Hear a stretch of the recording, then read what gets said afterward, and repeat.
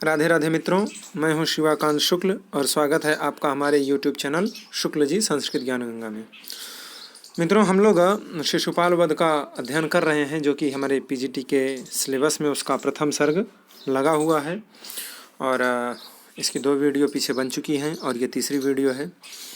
पहली वीडियो में हम लोगों ने माघ जी के कुछ चरित्र के बारे में, कुछ उनके जीवन परिचय के बारे में, जो उनका चरित्र चित्रण है उस पर प्रकाश डाला था और मंगलाचरण का अध्ययन किया था। दूसरी वीडियो में हम लोगों ने 2 श्लोक, दूसरा और तीसरा श्लोक अध्ययन किया था। अब ये तीसरा श्लोक प्रारंभ करते हैं। पहली वीडियो में तो मंगलाचरण हुआ था और मंगलाचरण जो था वो वस्तु निर्देशात्मक था, वहाँ भी नारद जी की बात हुई। दूसरे और तीसरे श्लोक में भी नारद जी की ही चर्चा हुई, किस तरीके से नारद जी जब अंबराद अवतरंतम, अंबर से अवतरित हो रहे थे, कौन, हिरण्य गर्भांग भुवम मुनिम, ऐसे जो नारद मुनि हैं उनको हरि ददर्श, हरि ने क्या किया, देखा। अब वो कैसे लग रहे थे, तो जब सबसे पहले आकाश में थे तो पुंजीभूत थे, फिर नीचे आए तो शरीरी जैसे लगने लगे, फिर जब पास में आ गए तो उनके जो अवयव थे वो स्पष्ट रूप से दिखने लगे कि हाँ ये नारद हैं। इस तरीके से क्रमात् माने क्रम से धीरे धीरे करके सबसे पहले कैसे दिखे, फिर कैसे दिखे, फिर कैसे दिखे, तो क्रमात् अमुम नारदः इति अबोधि, यह क्या हो गया, बोध हो गया। क्रमात् क्रमशः क्रमपूर्वक कि अमुम ये कौन है, नारदः, ये नारद हैं, इति अबोधि, इत्यबोधि, इस प्रकार से क्या हो गया था, बोध हो गया था। अब यहाँ चौथे नंबर श्लोक से लेकर के और टोटल 7 श्लोकों में, मतलब चौथा, 5वां, 6वां, 7वां, 8वां, 9वां और 10वां, ये 7 श्लोक ऐसे हैं, इसमें भी नारद ऋषि का ही वर्णन किया गया है और नारद ऋषि को भिन्न भिन्न लोगों से, पर्वतों से उनकी तुलना की गई है। तो इस श्लोक में शंकर भगवान से तुलना की गई है।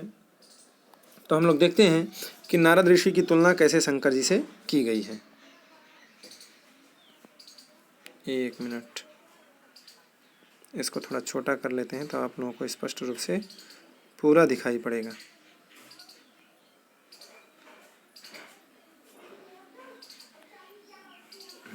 दिख रहा है, ठीक है। तो ये चौथा नंबर श्लोक है और हम लोग अब इसका अध्ययन कर रहे हैं। कहते हैं कि नवान धो धो वृहतः पयोधरान समूढ़ कर्पूर पराग पांडुरम क्षणं क्षणोत्क्षिप्त गजेन्द्र कृत्तिना स्फुटोपमं भूतिसितेन शम्भुना नवान धो धो वृहतः पयोधरान् समूढ़ कर्पूर पराग पांडुरम क्षणं क्षणोत्क्षिप्त गजेन्द्र कृत्तिना स्फुटोपमं भूतिसितेन शम्भुना। ये भी मालिनी छंद है। जतौ तु वंशस्थ, जतौ तु वंशस्थमुदीरितं जरौ। तो यहाँ पर वंशस्थ छंद है। जगण होना चाहिए सबसे पहले, उसके बाद तगण होना चाहिए, तगण के बाद फिर जगण होना चाहिए और फिर जगण के बाद जरौ रगण होना चाहिए। ये 4 गण होते हैं तो फिर कौन सा छंद बनता है, वंशस्थ। और ये लगभग जितने भी श्लोक हैं प्रथम सर्ग में 4-6 पीछे के छोड़ करके सब वंशस्थ छंद में ही हैं। पीछे के जब श्लोक आएंगे तो वहाँ भी हम चर्चा कर लेंगे। वहाँ एक पुष्पिताग्रा छंद का श्लोक है और 3-4 जो है शार्दुल विक्रीडत के हैं। 1-2 या 3-4 ऐसे ही हैं। तो वहाँ जब आएंगे तो हम वहाँ भी देख लेंगे क्या है। कहते हैं कि नवान, नवान माने बिल्कुल जो नवीन है। और कैसे हैं तो वृहता, कह रहे हैं शंभुना, जो शंभु भगवान हैं उन शंभु भगवान के साथ यहाँ सहार्थे तृतीया से तृतीया विभक्ति हो गई है शंभुना सह अर्थ में। उन शंभुना माने शंभु के साथ स्फुटोपमम बिल्कुल स्फुट रूप से, प्रत्यक्ष रूप से, स्पष्ट रूप से उन्हीं के सदृश, शंभुना सह उन्हीं के समान, उन्हीं के सदृश दिखलाई पड़ रहे हैं। तो इस श्लोक में नारद जी को शंभुना, शंभु के समान, शंभुना स्फुटोपमम अर्थात शंभु के समान दिखलाया गया है। किसके समान दिखलाया गया है? शंभु के समान। नारद जी की तुलना भगवान शंकर से की जा रही है, भगवान शंभु से बिल्कुल स्फुट रूप से, प्रत्यक्ष रूप से, स्पष्ट रूप से वो कह रहे हैं माघ जी कि वो शंभुना, शंभु के समान, स्फुटोपमम उनके समान ही, उनके सदृश ही स्पष्ट रूप से लग रहे हैं, उनके समान ही दिखलाई पड़ रहे हैं। अब वो शंभु भगवान कैसे हैं? आखिर शंकर भगवान की तरह नारद जी लग रहे हैं तो नारद जी में कुछ शंकर जी की समानता होगी। उसी समानता को देख करके कवि ये कहना चाहते हैं कि शंभु के समान ही नारद जी लग रहे हैं। तो शंभु कैसे लगते हैं कि जैसे नारद जी आज लग रहे हैं? अब उनका विशेषण देते हैं कि नवान और वृहतः। नवान माने बिल्कुल नवीन और वृहत माने बहुत ही वृहत, बहुत विशाल, बहुत बड़ा। नवान माने बिल्कुल नया और वृहत माने बहुत ही विशाल। जो पयोधरान, पयोधर हैं, पयोधर माने होता है मेघ, मेघ माने बादल, समझ रहे हैं ना? बादल माने बदरी। तो नवान माने बिल्कुल नवीन, नवीन और बहुत ही वृहत जो पयोधरान माने मेघ हैं, बादल हैं, बदरी हैं, और कुछ कहते हैं, बदरी कहते हैं, मेघ कहते हैं, पयोधर कहते हैं, जलधर कहते हैं, सब इनके पर्यायवाची शब्द हैं। ठीक है। तो जो नवान माने बहुत ही नवीन और बृहत माने बहुत ही विशाल, ऐसे जो पयोधरान, जो पयोधर हैं, जो मेघ हैं, जो बादल हैं, उन बादलों के अधोधः, अधो माने नीचे, अधोधः बिल्कुल नीचे जो स्थित, अधोधः नीचे स्थित, उन बादलों के नीचे स्थित। और तो कह रहे हैं कि समूह कर्पूर पराग पांडुरम, ये सब भगवान शंभुना, शंभु के विशेषण हैं जिनकी तुलना नारद जी से की जा रही है। नारद जी कैसे लग रहे हैं? तो शंभुना, शंभु के तरह, शंभु के तरह, शंभु के तरह, भगवान शंभु की तरह, भगवान शंकर की तरह नारद जी स्फुट रूप से लग रहे हैं। अब वो भगवान शंकर कैसे होते हैं? तो कह रहे हैं नवान वृहतः पयोधरान अधोधः। नवान माने बिल्कुल नवीन और बृहत माने बहुत ही बड़े जो पयोधर हैं, उन पयोधर के अधोधः नीचे स्थित। अब वहाँ पहाड़ में, पर्वत में, जो हिमालय पर्वत है उसके नीचे भगवान शंकर को तो और कुछ मिलता नहीं है, तो उनका जो छत है, उनकी जो छाया है वो कौन है? तो बड़े नवीन, एकदम नवीन और बहुत ही बड़े बड़े विशालकाय वृहत जो पयोधर हैं, जो मेघ हैं, उन्हीं के अधोधः नीचे ही जो स्थित रहते हैं।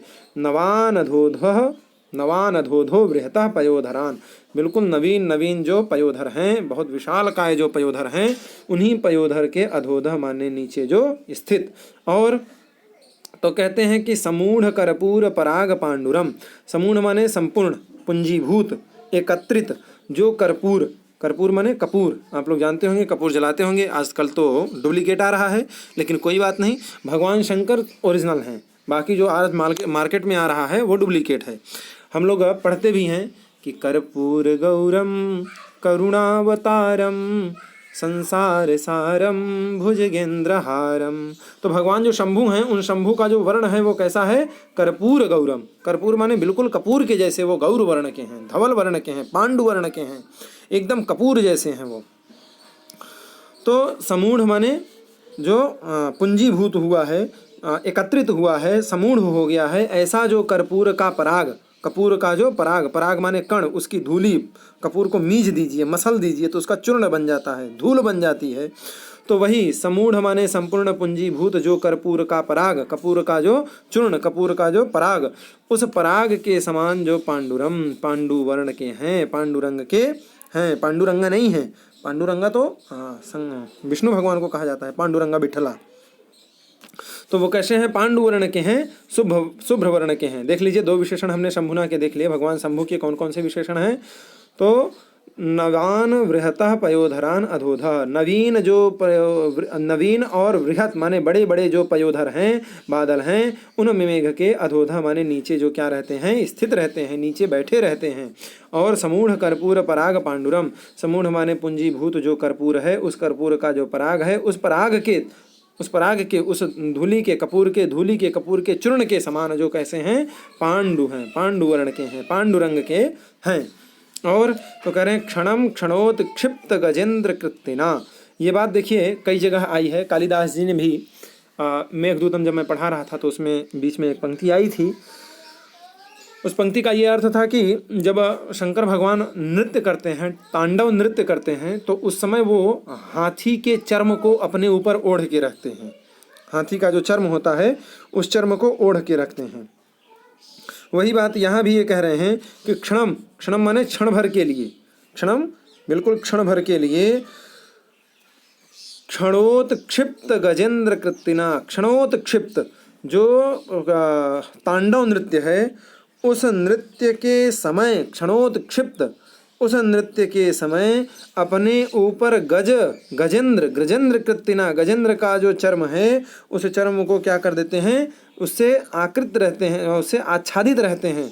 गजेंद्र कृत्तिना, गजेंद्राकार हो जाते हैं, गजेंद्र के चर्म को अपने ऊपर ओढ़े रहते हैं। क्षणम माने क्षण भर के लिए।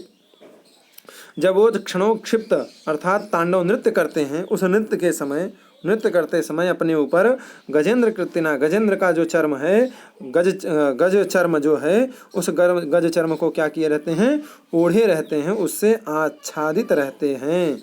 और तो ये चौथा विशेषण है भूतिसितेन।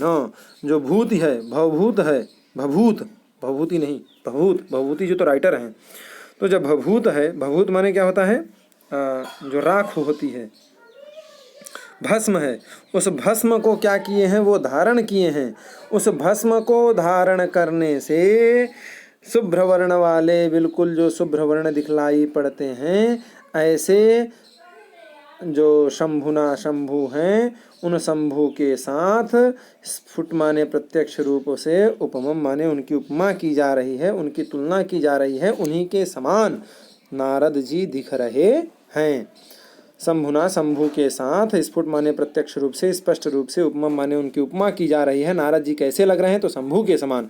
शंभु भगवान कैसे हैं, तो नवान वृहतः पयोधरान अधोधः। नवान माने नवीन, नवीन, वृहत माने बड़े बड़े जो पयोधर हैं, उन पयोधरों के, अधोधः माने नीचे स्थित। समूढ़ कर्पूर पराग पांडुरम, समूढ़ माने पूंजीभूत हुआ जो कर्पूर है, उस कर्पूर का जो पराग है, उस पराग के समान पांडुवर्ण वाले हैं। और क्षणम माने एक क्षण के लिए, जो क्षणोक्षिप्त गजेंद्र कृत्तिना, एक क्षण के लिए जो तांडव नृत्य के समय, क्षिप्त तांडव नृत्य के क्षण में, उस समय गजेंद्र कृत्तिना, गजेंद्र के चर्म को आच्छादित करके रखते हैं, हाथी के चर्म से आच्छादित रहते हैं। और भूतिसितेन, भूत लगाने के कारण, भूति लगाने के कारण, भभूति भस्म धारण करने से जो शुभ्र वर्ण वाले हैं, ऐसे शंभुना शंभु के साथ स्फुटोपमम, स्पष्ट रूप से उनकी उपमा की जा रही है। किसकी, नारद जी की। नारद जी ऐसे लग रहे हैं। आगे देखते हैं, ये उसका अर्थ लिखा हुआ है, देख लीजिए आप लोग एक बार। अर्थ को भी साथ में देखते हुए चलेंगे तो आप लोगों को कहीं शंका नहीं रह जाएगी। कहते हैं,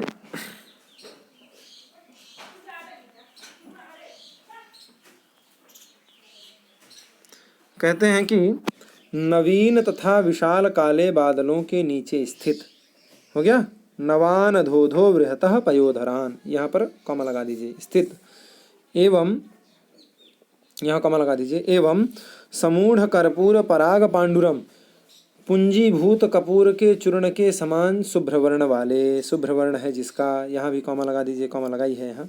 आगे कहते हैं कि क्षणम क्षणोत्क्षिप्त गजेंद्र कृत्तिना, क्षण भर तांडव नृत्य के समय ऊपर गजचर्म आच्छादित, गजचर्म को आच्छादित किए हुए। और आगे तो कह रहे हैं कि भूतिसितेन, अब यहाँ तो पूरा श्लोक पढ़ेंगे, स्फुटोपमम भूतिसितेन शंभुना। तो भूतिसितेन माने भस्म धारण करने से शुभ्र वर्ण वाले, ऐसे शंभुना माने शिव जी के साथ, स्फुटोपमम स्पष्ट सादृश्य वाले, बिल्कुल स्पष्ट रूप से जिनकी समानता बतलाई जा रही है, ऐसे अमुम नारदम अबोधि। अमुम, ये पीछे वाले श्लोक से आप लोग लेंगे, नारदम अबोधि, ऐसे नारद का बोध हुआ, उनको देखा गया, ऐसे नारद जी हैं। ये सब उनके विशेषण हैं। ठीक है, तो इस तरीके से हम लोगों ने चौथा नंबर श्लोक देखा। अब आगे देखते हैं 5वां नंबर श्लोक। 5वें नंबर श्लोक में क्या कह रहे हैं, तो यहाँ यहाँ भी नारद जी की तुलना की जा रही है, जैसा कि हमने पहले भी बताया है कि नारद जी की तुलना की गई है 7 श्लोकों में। तो अब यहाँ किससे तुलना कर रहे हैं? यहाँ तुलना कर रहे हैं धरेंद्र, धरा धरेंद्र, धरा धरेंद्र जो हैं उनसे तुलना की जा रही है। धरा धरेंद्र तात्पर्य ये है, श्लोक में देख लेते हैं कि कौन सा पद किस विभक्ति का है, कैसे किसकी व्युत्पत्ति हुई है। तो यहाँ पर सबसे पहले हम देखते हैं जो नवीन पद है, नवीन नवान है, नवान माने नवीन होता है, वो द्वितीय विभक्ति बहुवचन का पद है। कहाँ गया? द्वितीय विभक्ति, नीचे आओ भाई, पेन नहीं चल रहा है ना। नवान जो है वो द्वितीय विभक्ति एक वचन बहुवचन का पद है। उसके साथ वृहता है, ये वृहता भी, ये सब पयोधरान के, पयोधरान क्या है? ये द्वितीय विभक्ति बहुवचन का प्रयोग किया गया है। तो पयोधरान अगर द्वितीय विभक्ति बहुवचन का है तो इसके जो विशेषण होंगे, विशेष जैसा होगा वैसा विशेषण भी होगा। तो पयोधरान द्वितीय बहुवचन का है तो नवान भी इसका विशेषण है और वृहता भी इसका विशेषण है। तो ये दोनों भी क्या है? द्वितीय विभक्ति बहुवचन के ही पद हैं। अधोधा, ये तो आप लोगों को पता ही है, अव्यय पद है नीचे स्थित। आगे कहते हैं कि समूढ़ कर्पूर पराग पांडुरम, समूढ़ कर्पूर पराग पांडुरम, ये श्लोक में जो प्रयुक्त किया गया है इससे आप लोगों को देखने से ही पता चल जाएगा। जैसे रामम बनता है ऐसे पांडुरम बन गया। समूढ़ कर्पूर पराग पांडुरम, ये द्वितीय विभक्ति एक वचन का प्रयोग किया गया है, द्वितीय विभक्ति एक वचन का। उसके बाद क्षणम माने क्षण भर के लिए, ये तो नॉर्मल सी बात है, आप लोग जानते ही हैं। उसके बाद फिर बात आती है कि क्षणोत्क्षिप्त गजेंद्र कृत्तिना, क्षणोत्क्षिप्त तांडव नृत्य के क्षण में, समय पर ऊपर क्या किए हैं? गजेंद्र कृत्तिना, गजेंद्र का जो चर्म है उसको अपने ऊपर ओढ़े हुए हैं। आगे कहते हैं कि भूति सितेन, भूति सितेन, भूति सितेन अर्थात जो भस्म को धारण करने से शुभ्र वर्ण वाले हो गए हैं। स्त्रियाम तिन, ये पारस्कर गृह सूत्र से है, पारस्कर गृह सूत्र से, पाणिनि सूत्र का है, पारस्कर इसमें लिखा है, इसमें गलत लिख दिए हैं। वो पाणिनि सूत्र का है एक। स्त्रियाम तिन, उससे क्या हो गया है? एक तिन प्रत्यय हो गया है भू धातु से, भूति पूर्व उपपद रहते। आगे कहते हैं कि शंभुना स्फुटोपमम, जो शंकर भगवान हैं उन शंभुना माने शंकर भगवान के साथ, स्फुट माने स्पष्ट रूप से, प्रत्यक्ष रूप से जिनकी क्या की जा रही है? उपमा की जा रही है, उनकी सदृशता बतलाई जा रही है। इस तरीके से इसमें जो पद हैं उसको हमने देख लिया कि मुख्य रूप से तो इसमें दो ही पदों को पूछ सकता है कि जैसे जो पयोधर हैं, पयोधर में कौन सी विभक्ति है? तो द्वितीय विभक्ति बहुवचन का प्रयोग किया गया है। इसका जो विशेषण है तो कौन कौन सा विशेषण है? एक तो विशेषण है नवान और दूसरा वृहता है। इन दोनों में भी द्वितीय विभक्ति बहुवचन का प्रयोग किया गया है। समूढ़ कर्पूर पराग पांडुरम, इसमें द्वितीय विभक्ति एक वचन का प्रयोग किया गया है। इस तरीके से जितने भी क्वेश्चन बनेंगे उसको आप लोग ध्यान से समझ लीजिएगा, समझने पर ही काम बनेगा। पोथी पढ़ी पढ़ी जगमुआ, पंडित भयानक होए, 2.5 अक्षर प्रेम का पढ़े सो पंडित होए। अब हम इसमें देखते हैं जो हमारा 5वां नंबर श्लोक है। तो 5वें नंबर श्लोक में जो माघ जी हैं वो माघ धरा धरेंद्रम, धरा धरेंद्रम इव, धरा धरेंद्र की तरह उन्हीं की समानता कर रहे हैं। जैसे धरा धरेंद्र है अर्थात हिमालय पर्वतराज हिमालय हैं, उन पर्वतराज हिमालय के इव उसी तरीके से नारद जी की शोभा हो रही है। धरा धरेंद्रम इव, धरा धरेंद्र की तरह। अब हम लोग पहले इस श्लोक का उच्चारण कर लेते हैं। दधानमंभोरुह केसरद्युतिर्जटाः शरच्चन्द्रमरीचिरोचिषं विपाकपिङ्गास्तुहिनस्थलीरुहो धराधरेन्द्रं व्रततीतिरिव। दधानमंभोरुह केसरद्युति, दधानमंभोरुह केसरद्युतिर्जटाः शरच्चन्द्रमरीचिरोचिषं विपाक पिङ्गास्तुहिनस्थलीरुहो धराधरेन्द्रं व्रततीतिरिव धराधरेन्द्रं व्रततीतिरिव। कहते हैं कि धराधरेन्द्रम इव, धराधरेन्द्र की तरह आप लग रहे हैं। अब वो जो धराधरेन्द्र है, धरणी को धारण करने वाले जो हिमालय राज पर्वत हैं, पर्वत राज हिमालय हैं, वो कैसे हैं? तो उनका विशेषण दे रहे हैं। कह रहे हैं कि अम्भोरुह केसरद्युति। अम्भोरुह, अम्भोरुह माने कमल, अम्भु माने जल, उस जल में जो रुह माने उत्पन्न, तो जल में जो उत्पन्न होता है उसको हम क्या कहते हैं? कमल। कमल में जो रुह, जल में जो रुह माने उत्पन्न अर्थात कमल, उस कमल के केसर की द्युति, द्युति माने जो कांति, ऐसे कांति वाली जो जटा दधान, जटा को जो धारण करने वाले हैं, जिन्होंने जटा को धारण किया है, ऐसी जटा को धारण करने वाले। कैसी जटा को? तो कह रहे हैं अम्भोरुह केसरद्युति ही जटाह दधान।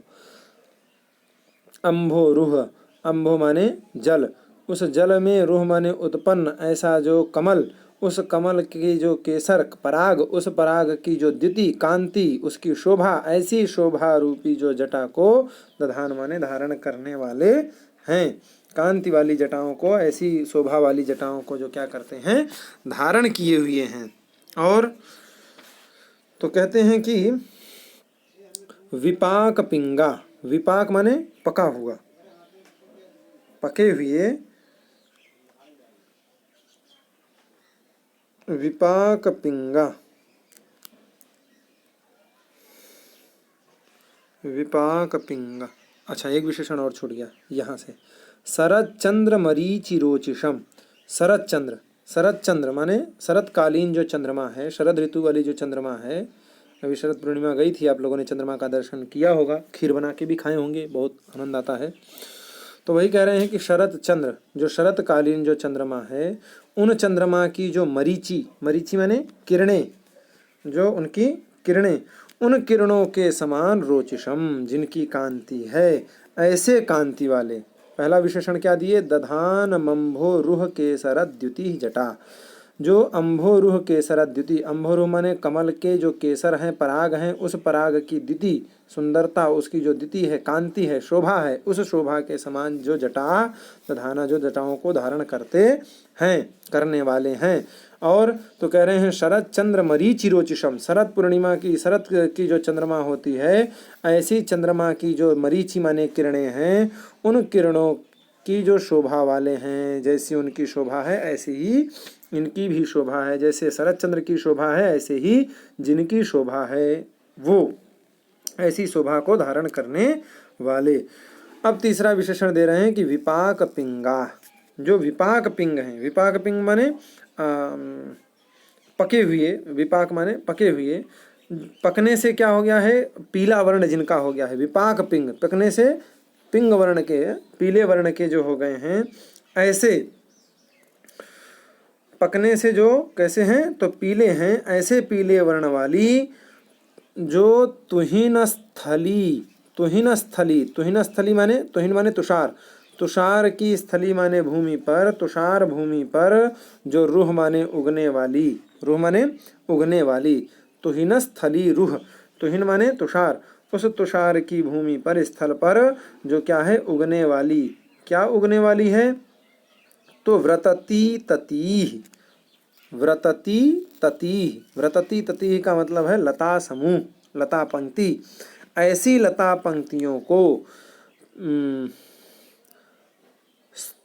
तुहिन स्थली रूह, तुहिन स्थली पर जो रूह, तुषार भूमि, तुषार, तुहिन माने तुषार, तुषार स्थली माने भूमि पर जो रूह माने उगने वाली, व्रतती तति, व्रतती तिथि, जो यहाँ पर कुछ गलत टाइप हो गया है, यहाँ व्रतती नहीं होना चाहिए था, व्रतती तति होना चाहिए था। ये जो ई की मात्रा लगी है ये गलत है, यहाँ पर होना चाहिए था व्रतती तति, व्रतती तति नहीं। वही सोच रहे हैं कि इतना मीनिंग कैसे गड़बड़ हो रहा है। तो व्रतती तति जो क्या है?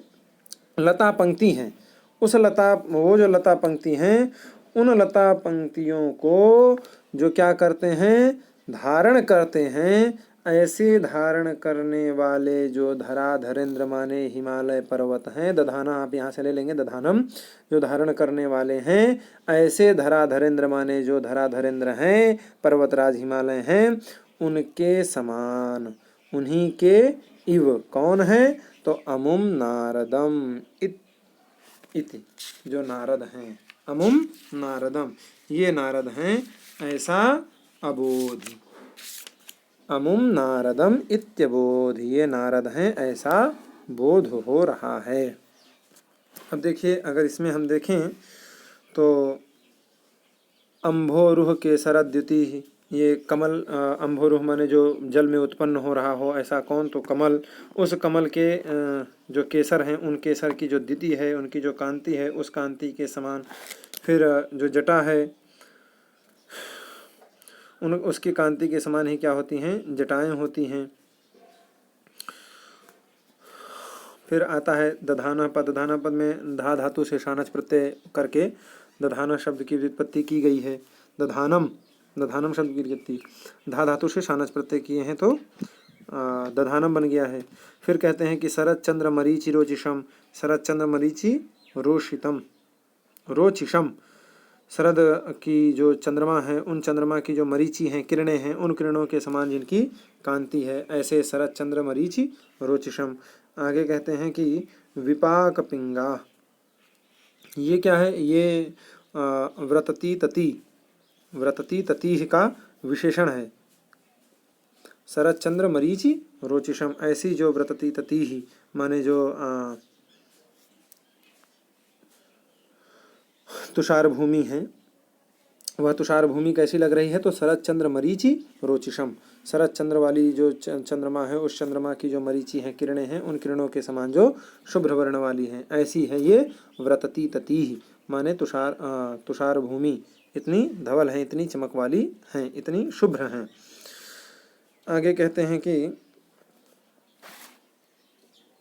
इस तरीके से हम लोगों ने देखा कि किस तरीके से हिमालय पर्वत अर्थात धराधरेंद्रम से ही नारद जी की क्या की गई, तुलना की गई है।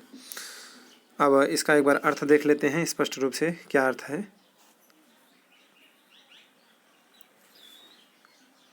कहते हैं कि कमल के केसर के समान कांति वाली, कमल के केसर के समान कांति वाली जटाओं को धारण किए हुए, जटाओं को क्या कर रहे हैं, धारण किए हुए, और कमल के केसर के समान कांति वाली जटाओं को धारण किए हुए। जटा कैसी हैं, तो कमल के केसर के कांति के समान है। जैसे कमल के केसर की कांति होती है, वैसे ही इनकी जटाएं हैं। और क्या है, तो कह रहे हैं शरतकालीन चंद्रमा की किरणों के समान कांति वाले, शरतकालीन चंद्रमा की जो किरणें हैं, उन किरणों के समान कांति वाले हैं। उन कांति वाले पकने से पीले वर्ण वाली तुषार भूमि पर उगने वाली लता पंक्तियों को धारण करने वाले हिमालय पर्वत के सदृश जो लता पंक्तियां हैं, अर्थात ये जो व्रतती तति ही है, इनके समान क्या हैं, बिल्कुल चमक रहे हैं, धवल वर्ण के हैं। शरतकालिक चंद्रमा की किरणों के समान कांति वाले, पकने से पीले वर्ण वाली तुषार भूमि पर उगने वाली लता पंक्तियों को धारण करने वाले हिमालय पर्वत के सदृश कौन, तो अमुम नारदम इत्यबोधि, ये नारद हैं, ऐसा बोध हो रहा है। तो मित्रों, इस तरीके से हम लोगों ने 2 श्लोकों का अध्ययन आज फिर से किया है। आप लोगों को अगर हमारी वीडियो अच्छी लगी हो तो आप लोग लाइक ज़रूर करिएगा और कमेंट करके हमको ज़रूर बताइए कि आपको हमारी वीडियो कैसी लग रही है, और ज़्यादा से ज़्यादा दोस्तों के पास शेयर करिए। देखिए, हम कोई एग्ज़ाम दें या ना दें, कुछ करें या ना करें, हम संस्कृत के विद्यार्थी हैं, तो हमको संस्कृत आना ही चाहिए। हमसे जितना हो पाता है हम मेहनत कर करके आप लोगों के लिए वीडियो बना रहे हैं। अब आप लोगों से जितना हो सके उतना ही आप लोग शेयर कर करके हमारी वीडियो को खूब शेयर करिए और लोगों तक इसको पहुंचाइए। खूब सब्सक्राइब करें लोग। आप भी अगर चैनल पर नए हो तो सब्सक्राइब जरूर कर लीजिए, क्योंकि हम लोग संस्कृत और संस्कृति दोनों के लिए कार्य कर रहे हैं। तो संस्कृत के लिए पढ़ना आवश्यक है, और पढ़ेंगे तो संस्कृति अपने आप सुधर जाएगी। इसलिए संस्कृत और संस्कृति दोनों की सुरक्षा करने के लिए हम लोगों को पठन पाठन जरूर जारी रखना चाहिए। तो ये हमारे चैनल का लोगो है। आप लोग जैसे ही टाइप करेंगे उस पर जा कर के यूट्यूब पर जा कर के शुक्ल जी संस्कृत ज्ञान गंगा ऐसा लिखेंगे। जैसे ही आप वहाँ पर टाइप करेंगे शुक्ल जी संस्कृत ज्ञान गंगा, वैसे ही आप लोगों को वहाँ पर एक हमारा ये लोगो आ जाएगा। उसको आप लोग सब्सक्राइब जरूर किया करिए, सब्सक्राइब करिए और लोगों तक शेयर करिए, वीडियो को लाइक करिए, कमेंट करके हमको ज़रूर बताइए कि आपको हमारी वीडियो कैसी लग रही है। तो आज की वीडियो में बस इतना ही। अब इसके आगे का पाठ हम अगली वीडियो में लेकर के आएंगे। तो आप लोगों का ये 5 श्लोक हो गया है। अगर आप धीरे धीरे अध्ययन करते रहेंगे तो इसमें सिर्फ 75 श्लोक हैं। अब आपका 70 श्लोक और बचा। अगर हम डेली 2 श्लोक भी अध्ययन कर रहे हैं तो ज़्यादा से ज़्यादा 35 दिन के अंदर हमारा ये पूरा हो जाएगा।